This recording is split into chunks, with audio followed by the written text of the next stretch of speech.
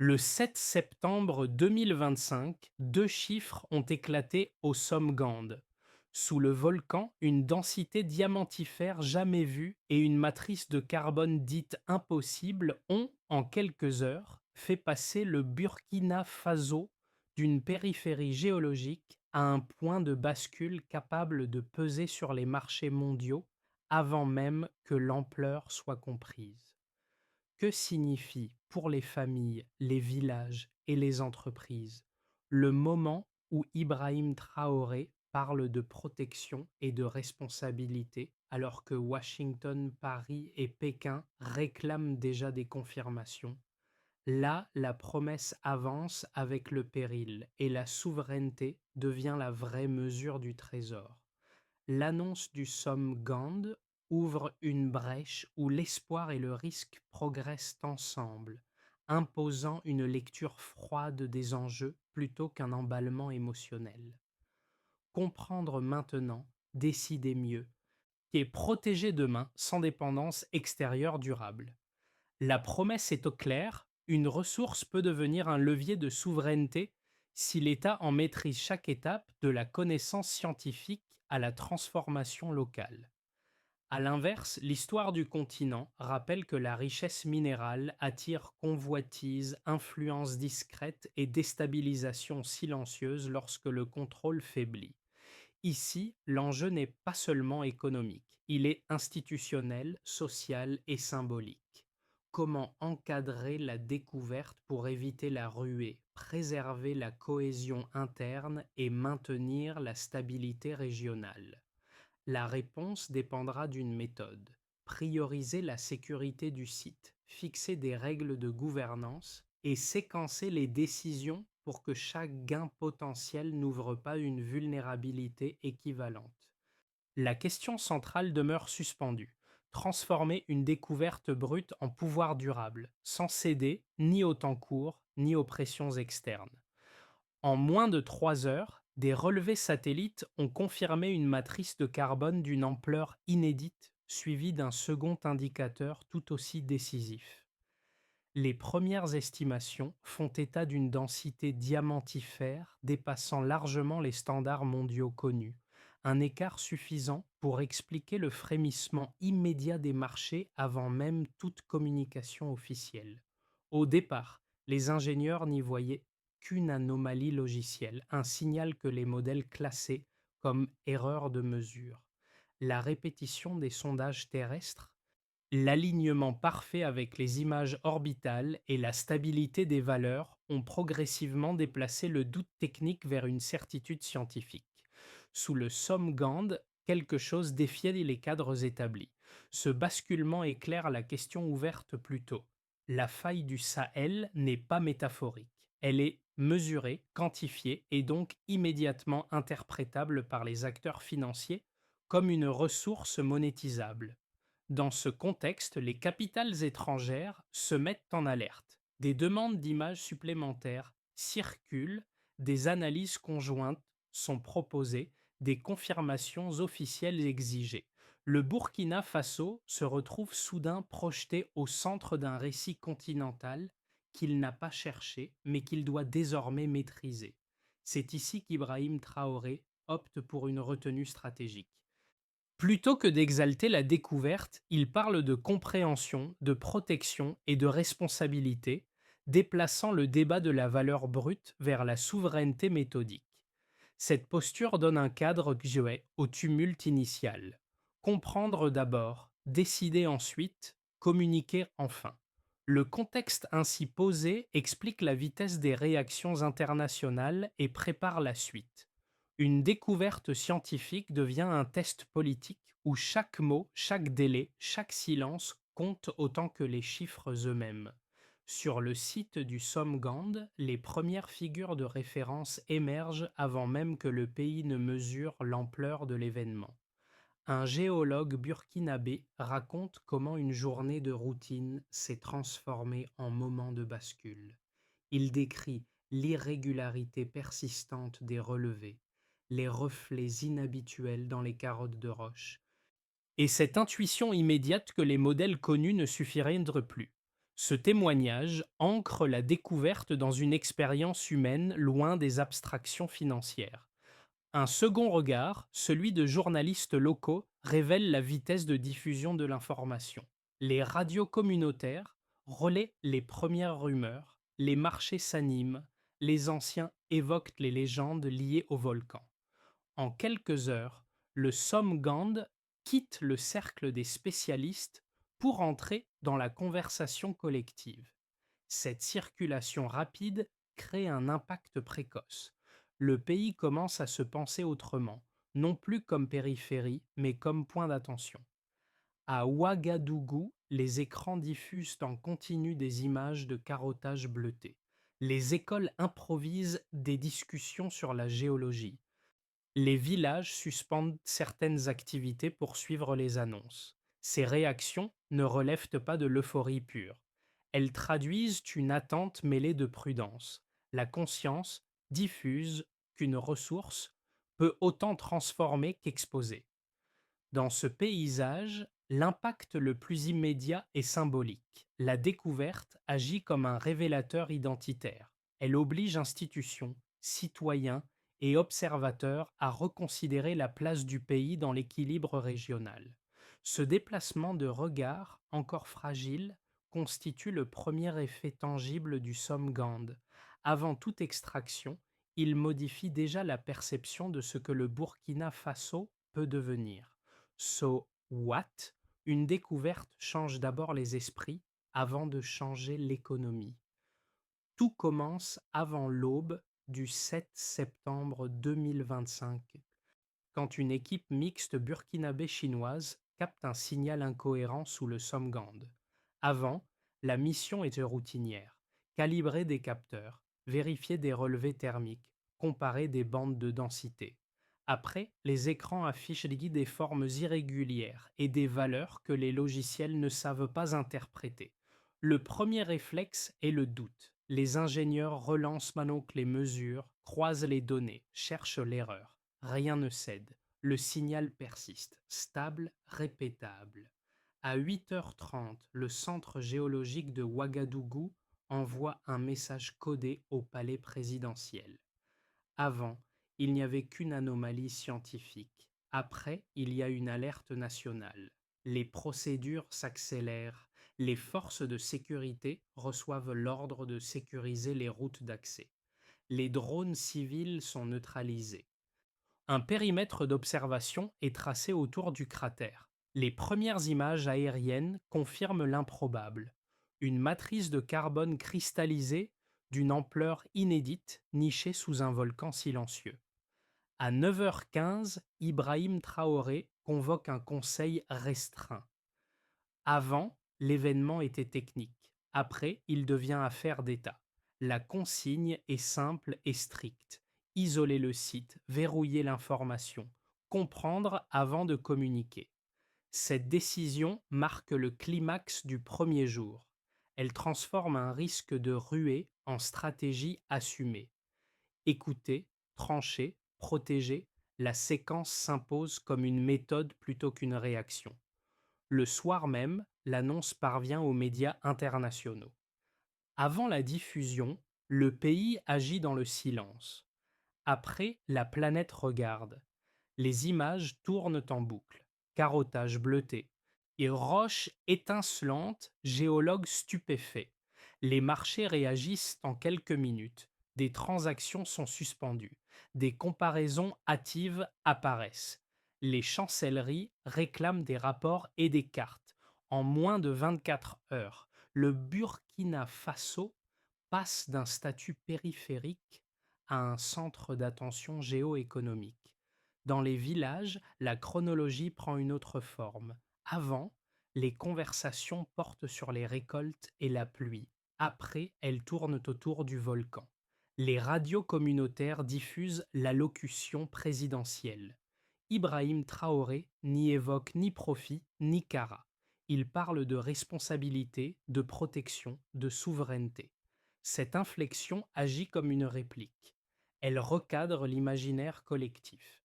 Le diamant cesse d'être un mirage. Il devient une épreuve morale. Le 8 septembre, Les délégations étrangères cherchent des informations supplémentaires. Avant, Somgand était ignoré. Après, il figure dans des notes stratégiques évoquant un choc continental. Les capitales évaluent les risques. Les analystes dissèquent la posture de retenue. Certains y voient quand même de la prudence calculée, d'autres une imprévisibilité stratégique. Le nom d'Ibrahim Traoré circule, associé à une discipline décisionnelle inhabituelle dans une phase d'euphorie. Le 9 septembre, la sidération cède la place à l'organisation. Avant, le pays réagissait. Après, il structure. Des comités scientifiques et économiques sont formés. Les universités demandent des cartes géologiques. Les coopératives rurales réclament une place dans les futures instances.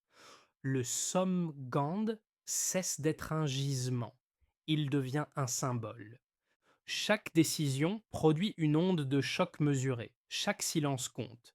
Ainsi se dessine la ligne des événements. Activation par l'anomalie, climax par la décision, réplique par l'organisation. Rien n'est encore extrait. Pourtant, l'identité politique, économique et symbolique du pays a déjà commencé à se déplacer. Le troisième jour après l'annonce, les données brutes commencent à remplacer les images spectaculaires. Un rapport préliminaire du ministère des Mines sert de baseline. Un pays enclavé, dépendant de filières extérieures, sans chaîne de transformation locale intégrée. À partir de là, chaque chiffre devient un delta, non pour provoquer une ruée, mais pour encadrer une politique. Premier indicateur, 2,4 millions de tonnes de kimberlite diamantifère estimées sous le Somgand. Interprétation, un volume rare, capable de soutenir une filière industrielle sur la durée sans extraction précipitée. Deuxième indicateur, 6% de kimberlite exploitable quand la moyenne mondiale se situe autour de 2,8%. Interprétation, un rendement potentiel presque doublé qui rend viable une exploitation progressive même à échelle pilote. Troisième indicateur, plus transversal, plus 18% d'investissements africains dans les secteurs miniers et technologiques dans les 10 jours suivant l'annonce, tandis que les cours du diamant brut progressent avant de se stabiliser. Interprétation, un signal de confiance régionale indiquant un effet d'entraînement au-delà du site. Pris isolément, ces chiffres impressionnent. Mis en relation, ils dessinent une stratégie possible. Le baseline, dépendance. Faible valeur ajoutée locale se confronte au delta. Potentiel de transformation, marge de manœuvre politique. C'est ici que le discours d'Ibrahim Traoré prend une tonalité singulière. Plutôt que de mettre en avant la valeur brute, il insiste sur ce qu'il appelle la mesure utile. Les chiffres doivent servir à décider, pas à séduire. Cette approche se traduit rapidement en architecture institutionnelle. Un premier comité scientifique national structure l'analyse autour de trois axes. Sécuriser, installation de capteurs sismiques, surveillance aérienne, contrôle strict des accès pour éviter toute intrusion. Transformer, création d'une société d'État chargée du raffinage local afin que la valeur ajoutée ne quitte pas le territoire. Transmettre, lancement d'une Académie nationale des mines pour former géologues, ingénieurs et analystes capables de gérer la filière sans dépendance extérieure. Le passage du baseline au delta ne se limite donc pas au marché. Il s'opère dans la gouvernance. Chaque chiffre devient un garde-fou. Chaque pourcentage impose un rythme. L'objectif n'est pas d'extraire vite, mais d'extraire juste. Cette logique explique la retenue observée dans la communication officielle et la lenteur assumée des premières étapes. Ainsi, la preuve quantitative ne clôt pas le débat, elle le discipline. Les données montrent que le Somgand peut soutenir une transformation structurelle à condition que le temps politique l'emporte sur le temps spéculatif. C'est sur cette tension mesurée et assumée que repose la crédibilité de la trajectoire engagée par Ibrahim Traoré. Deux visions solides s'affrontent désormais autour du Somme Gand et chacune mérite d'être examinée sans caricature pour comprendre l'équilibre réel qui se dessine. La première, défendue par plusieurs chancelleries occidentales et institutions financières internationales, soutient qu'un contrôle intégral par un État enclavé comporte des risques systémiques. Selon cette thèse, confier un gisement d'une telle ampleur à une gouvernance nationale pourrait perturber les chaînes d'approvisionnement mondiales, accentuer les tensions régionales et créer une zone d'opacité propice aux rivalités de puissance. Les partisans de cette approche plaident pour une gouvernance partagée encadrée par des mécanismes multilatéraux de transparence afin de stabiliser les marchés et de réduire les risques géopolitiques. La seconde vision est portée par de nombreux pays africains et une partie des opinions publiques régionales avance l'argument inverse. Elle considère que le Somme-Gand représente une opportunité historique de rompre avec des décennies d'externalisation des ressources. Pour ces acteurs, l'exigence de contrôle national n'est pas une menace mais un rééquilibrage tardif.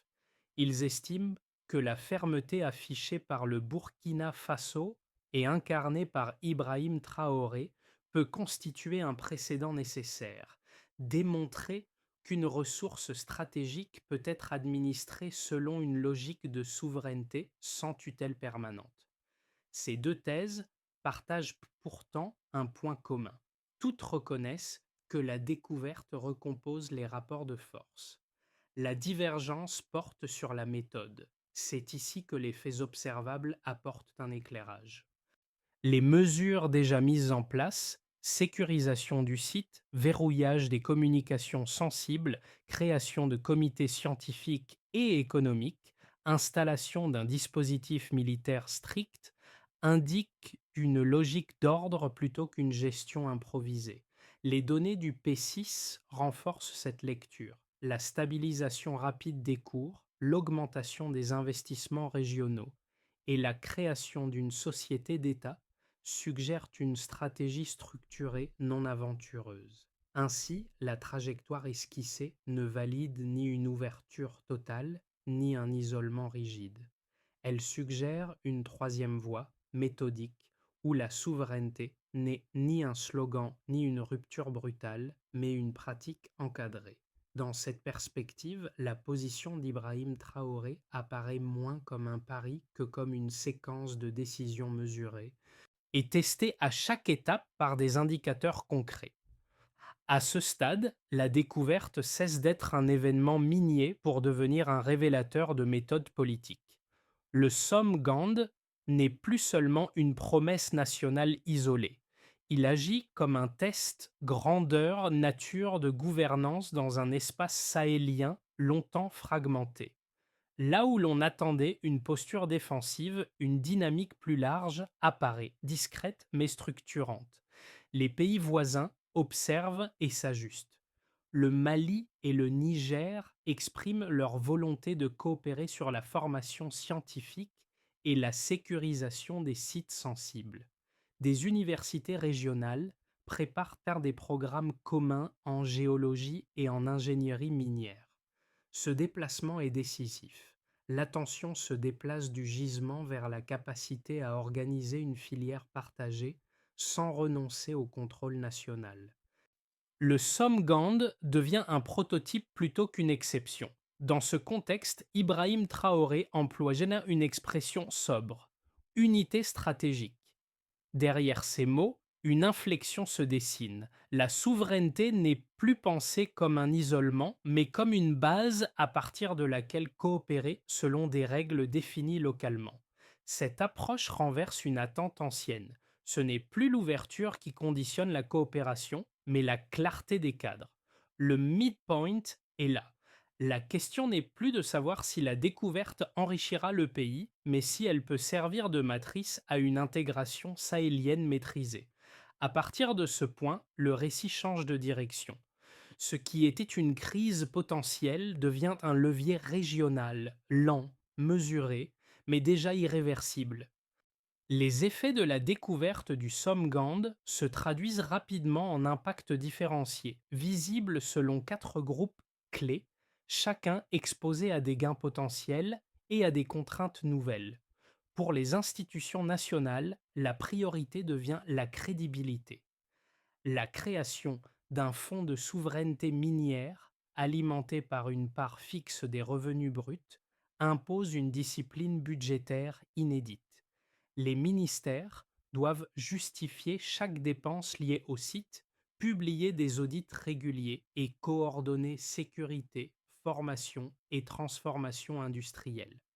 Cette rigueur vise un objectif précis: éviter que la ressource ne fragilise l'État en l'exposant à des pressions contradictoires. Dans cette phase, la constance méthodique associée à Ibrahim Traoré sert de repère interne, rappelant que la souveraineté se mesure à la capacité d'exécuter, pas à la vitesse d'annonce. Pour les entreprises nationales, l'impact est d'abord structurel. Les règles de priorité accordées aux sociétés burkinabées pour les contrats d'ingénierie, de logistique et de surveillance déclenchent l'émergence de nouveaux acteurs. Des startups technologiques développent des capteurs sismiques, des systèmes de traçabilité et des outils de sécurité adaptés au site. Ce mouvement favorise un transfert de compétences rarement observé dans le secteur minier sahélien. À court terme, les marges restent de modestes. À moyen terme, la constitution de clusters autour de l'Académie des mines ouvre la perspective d'une chaîne de valeur plus complète, capable de retenir savoir-faire et revenus sur le territoire. Du côté des citoyens et des communautés locales, les conséquences sont plus immédiates et plus sensibles. Dans les villages proches du Somgand, de nouvelles coopératives apparaissent pour répondre aux besoins logistiques. La consommation locale augmente, soutenue par des emplois indirects et par des programmes sociaux financés par le fonds minier. Parallèlement, une vigilance s'installe. Les habitants savent que chaque promesse s'accompagne d'un risque environnemental et sécuritaire. Les discussions publiques oscillent entre fierté et prudence, traduisant une appropriation progressive de l'enjeu. La ressource n'est acceptable que si elle améliore durablement les conditions de vie sans les exposer à une instabilité accrue. Enfin, pour l'environnement régional, l'impact dépasse les frontières. Le Mali et le Niger signent des accords de formation croisés, et tandis que le Ghana et le Togo étudient l'intégration de leurs corridors logistiques aux futures infrastructures. Le Sahel, longtemps perçu à travers le prisme sécuritaire, devient un laboratoire institutionnel. Plusieurs analystes parlent d'un effet d'entraînement. Plus le Burkina Faso affirme ses cadres, plus ses voisins souhaitent coopérer. Ce paradoxe souligne une dynamique nouvelle où l'autonomie nationale n'isole pas mais attire. Pris ensemble, ces effets montrent est-ce que la découverte ne produit pas un choc uniforme. Elle redistribue les rôles, impose des arbitrages et révèle des tensions fécondes. La question centrale se précise alors. Comment maintenir cet équilibre entre contrôle, inclusion et coopération sans que l'un n'érode les autres? À l'horizon des 6 à 12 prochains mois, trois trajectoires cohérentes émergent. Non comme des prédictions, mais comme des lectures d'une structurée des signaux déjà observables depuis la découverte du Somgand. Chacune dépendra de la capacité des autorités à maintenir un équilibre délicat entre contrôle national, pressions extérieures et attentes internes. Dans un scénario de base, le Burkina Faso poursuit une politique de souveraineté encadrée. Les exploitations pilotes démarrent à faible régime, priorisant les tests de sécurité, de traçabilité et de transformation locale. Les partenariats techniques reste limitée et conditionnée à des transferts de compétences. La croissance économique progresse de manière modérée, tandis que la stabilité sociale est préservée par une redistribution progressive et vérifiable. Les tensions diplomatiques persistent, mais restent contenues par la lisibilité des règles. Ce scénario privilégie la méthode au rythme au prix d'une patience politique assumée. Dans un scénario optimiste, une dynamique panafricaine se consolide autour du Somgand. Un consortium régional se forme pour mutualiser formation, infrastructures et normes environnementales, sans remettre en cause le contrôle national du site. Les investissements publics et privés augmentent sensiblement, stimulés par la confiance dans la gouvernance. L'Académie des mines forme rapidement une première génération d'ingénieurs sahéliens spécialisés dans la transformation locale.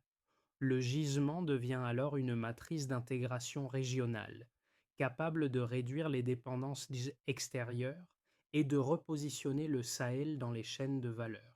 Dans un scénario dégradé, les marchés et certains acteurs politiques réagissent négativement à la fermeté burkinabé. Des pressions financières, médiatiques ou réglementaires apparaissent, ralentissant les flux d'investissement. Des clivages internes se manifestent entre partisans d'une ouverture rapide et défenseurs d'un contrôle strict. La gestion se durcit, les priorités se resserrent et l'élan initial se transforme en résistance prolongée. Les gains sociaux attendus sont différés, testant la cohésion nationale. Plutôt que de chercher à deviner lequel de ces scénarios prévaudra, une recommandation de lecture s'impose: analyser la logique commune qui les traverse. La souveraineté durable n'est pas un résultat automatique. Elle se planifie, s'ajuste et se protège dans le temps, en anticipant les pressions plutôt qu'en y réagissant. À mesure que le Somgand s'inscrit dans la durée, la découverte quitte les cercles décisionnels pour devenir une expérience vécue différemment selon les groupes sociaux. Pour les jeunes, l'impact est immédiat et projectif. Les images de laboratoires, de carottage et de formations spécialisées circulent largement, nourrissant un imaginaire nouveau où la science et la technique apparaissent comme des voies crédibles d'ascension sociale. Les choix d'orientation se déplacent. La géologie, l'ingénierie et la sécurité industrielle cessent d'être abstraites. Elles deviennent des métiers possibles, ancrés dans une trajectoire nationale. Pour les familles, le changement est plus pragmatique. Les discussions quotidiennes intègrent désormais la formation, la stabilité de l'emploi et la capacité de l'État à redistribuer sans déséquilibrer. L'espoir est réel, mais tempéré par une mémoire collective marquée par des promesses inabouties. La découverte agit alors comme un test de confiance. Non pas ce qui est annoncé, mais ce qui est tenu, étape après étape. Chez les aînés, la posture est plus vigilante. Ils rappellent que chaque richesse attire des convoitises et que la précipitation fragilise plus qu'elle ne protège. Dans les lieux de culte et les espaces communautaires, les discours mêlent gratitude et retenue. Cette prudence n'est pas un refus du changement. Elle en fixe les limites morales, rappelant que la souveraineté se mesure aussi à la capacité de rester maître de son rythme. Deux gestes simples émergent de ces échanges. D'abord, suivre l'information scientifique pour comprendre les décisions et éviter les rumeurs. Ensuite, encourager la formation technique afin que la compétence locale accompagne la ressource. À ce niveau, le Somgand n'est plus un gisement. Il devient un miroir social révélant les attentes, les craintes et les responsabilités partagées. La transition entre découverte et gouvernance exige une méthode séquencée avec des responsabilités claires et des critères vérifiables.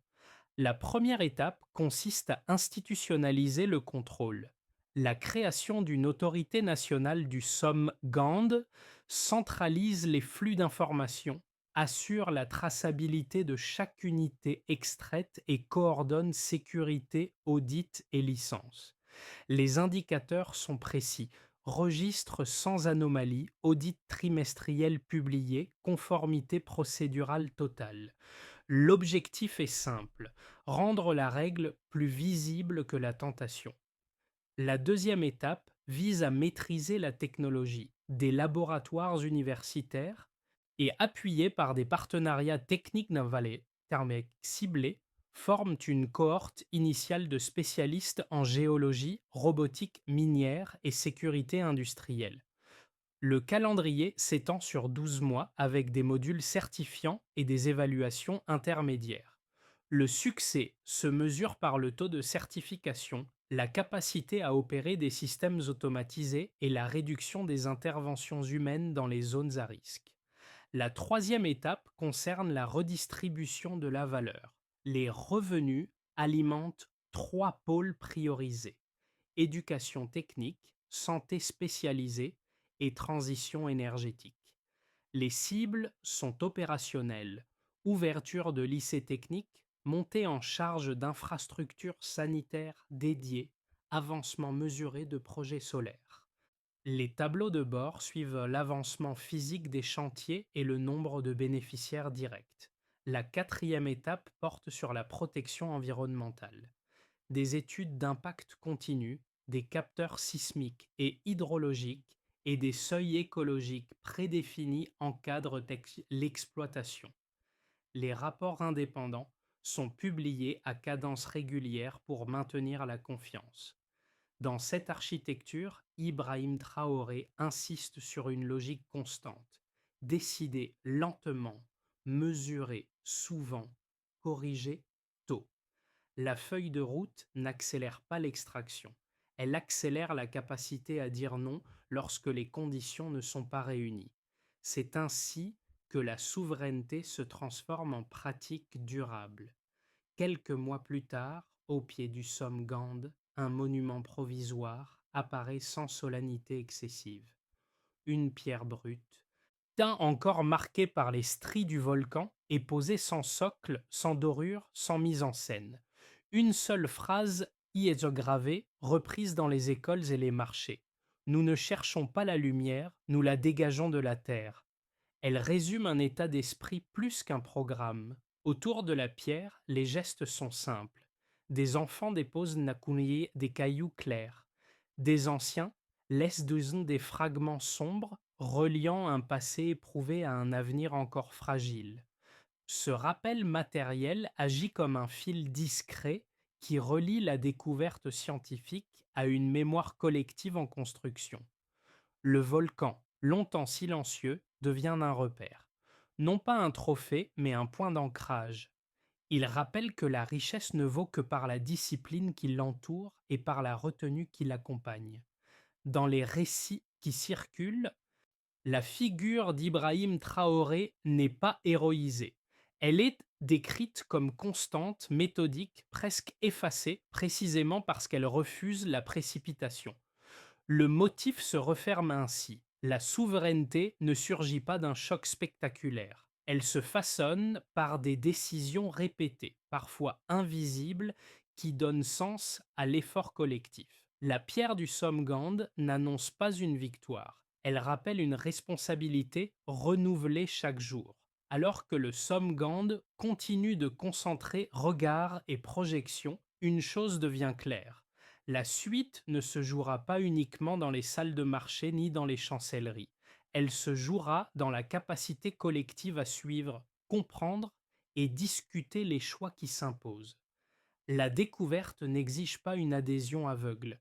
Elle appelle une vigilance partagée et faite d'informations vérifiées, de débats calmes et d'une attention portée aux effets concrets au-delà des annonces. Pour les étudiants et les professionnels, cela peut signifier s'intéresser aux filières scientifiques et techniques qui émergent. Pour les citoyens, rester attentifs aux mécanismes de gouvernance, aux audits publiés et aux priorités de redistribution. Pour la diaspora, participer au dialogue, relayer les analyses, soutenir les initiatives de formation. Chacun peut contribuer à son échelle à transformer un événement exceptionnel en trajectoire maîtrisée. Le somme Gand rappelle enfin une idée simple. La richesse ne prend sens que si elle éclaire un projet commun. La souveraineté n'est ni un slogan ni une posture figée. C'est une pratique quotidienne nourrie par la compréhension et la responsabilité. Reste alors une question ouverte, posée sans emphase. Comment cette lumière née du volcan pourra-t-elle durer, se diffuser et inspirer sans se perdre face au vent contraire du monde?